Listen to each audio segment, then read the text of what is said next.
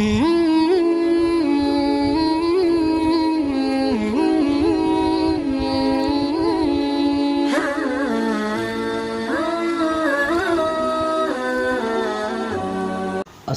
علیکم friends, reality of life میں خوش آمدید۔ امید کرتا ہوں آپ سب خیریت سے ہوں گے۔ آج ہم آپ کے لیے ایک اور سبق آموز کہانی کے ساتھ حاضر ہوئے۔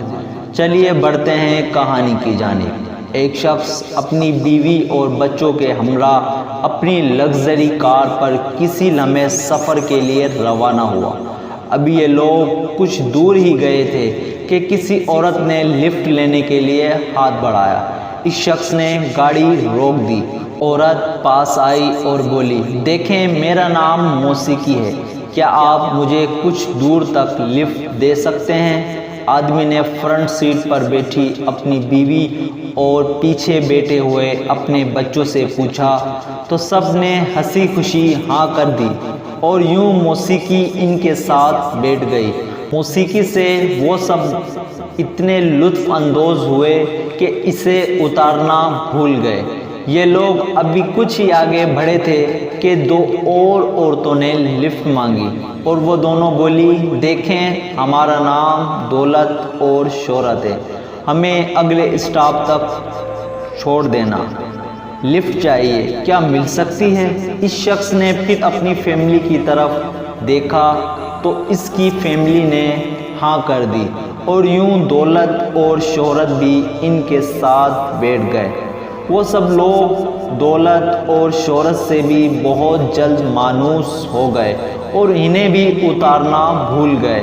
ابھی گاڑی کچھ ہی آگے بڑھی تھی کہ دو اور لوگ لفٹ کے لیے اشارہ کر رہے تھے۔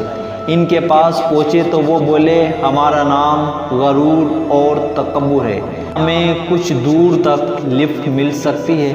چنانچہ ان کو بھی ساری فیملی کی رضامندی کی ہاں مل گئی اور بہت جلد غرور اور تکبر نے بھی ان سب لوگوں کو مانوس کر لیا۔ گاڑی اپنی منزل کی طرف گامزن تھی کہ دو اندھیڑ عمر کی عورتوں نے روکنے کا اشارہ کیا۔ اس کے پاس پہنچے تو پتہ چلا ان کا نام تقوی اور پرہیزگاری ہے۔ اس شخص نے نہایت ہی احترام سے اپنی فیملی کی طرف دیکھا۔ سب نے برا سا منہ بنا کر کہا، نہیں نہیں، ہمیں تقوی اور پرہیزگاری کو لفٹ نہیں دینی، اور ویسے بھی گاڑی میں اب مزید جگہ خالی نہیں ہے۔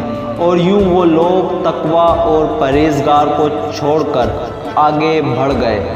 ابھی وہ لوگ کچھ مزید آگے ہی بڑھے تھے کہ اچانک ایک چیک پوسٹ پر وہاں ایک پولیس والا کھڑا تھا۔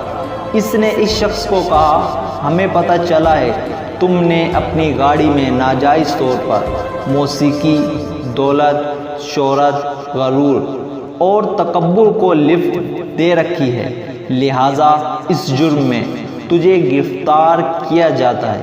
اور ساتھ ہی کہا، اگر تم ان کے بجائے ان دونوں بوڑھی عورتوں کو، تقوی اور پرہیزگار کو لفٹ دے دیتے تو تجھے اس کا اچھا صلہ ملتا، لیکن اب بہت دیر ہو چکی ہے۔ اس کے بعد وہ اسے ایک کال کوٹری کی طرف لے گیا جس کے دروازے پر موت لکھا تھا۔ جب اس شخص نے موت کو اپنے سامنے دیکھا تو اسے اپنی گاڑی اور فیملی کا خیال آیا۔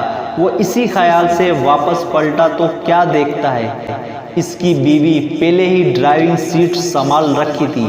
جب پولیس والا اس موت کے حوالے کر رہا تھا تو اس کی بیوی بڑی اسپیڈ سے گاڑی کو لے کر دھول اڑاتی ہوئی اس کے قریب سے گزر گئی اور دیکھتے ہی دیکھتے اس شخص کی نگاہوں سے اوجھل ہو گئی۔ یہ شخص موت کی کال کوٹری کی جانب جاتا ہوا افسوس کے ہاتھ ملتا رہ گیا۔ جس موسیقی، دولت، شہرت، غرور اور تکبر کو وہ اپنی زندگی کے سفر کے ساتھی سمجھ رہا تھا، دراصل وہ سب ناجائز تھے۔ جو بیوی اس کی شریک حیات تھی، اس نے ایک لمحہ بھی انتظار نہیں کیا اور اس کے جاتے ہی اس کی ہر چیز کی مالک بن بیٹھی، اور جن بچوں کی خوشی کی خاطر وہ یہ سب حرام اور ناجائز کام کرتا رہا، وہ اسے موت کی مصیبت میں تنہا چھوڑ کر فرار ہو گئے تھے۔ کاش میں نے تقویٰ اور پرہیزگاری کو لفٹ دے دی ہوتی۔ وہ شخص افسوس کے آنسو رو رہا تھا۔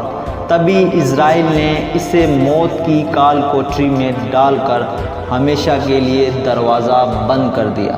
تو ناظرین، دیکھا آپ نے، ہمیں ابھی ہی اللہ تعالیٰ سے جلد توبہ کر لینی چاہیے، کہیں ایسا نہ ہو بہت دیر ہو جائے۔ تو ناظرین، یہ تھی ہماری آج کی سبق آموز کہانی۔